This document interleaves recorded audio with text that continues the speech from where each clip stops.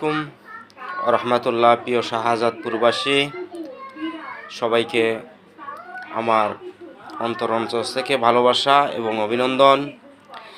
আমাদের সেই মাটি ও মানুষের প্রাণপ্রিয় নেতা, রাজপথের লড়াকুর সৈনিক, যে বিএনপির জন্য ঝাঁপিয়ে পড়েছিল রাজপথে এবং সাধারণত মানুষকে বাঁচানোর জন্য, সেই ডক্টর এম.এ. মহিত ভাইকে আমরা এমপি হিসেবে দেখতে চাই শাহজাদপুরবাসী।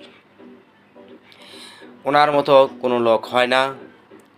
ওনা মানুষের আপদে বিপদে ওনা মানুষের পাশে এসে দাঁড়ায়।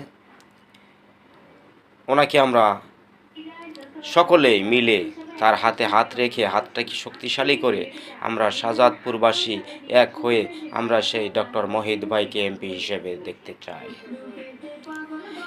এবং আমাদের গালা ইউনিয়নের সেই প্রাণপ্রিয় নেতা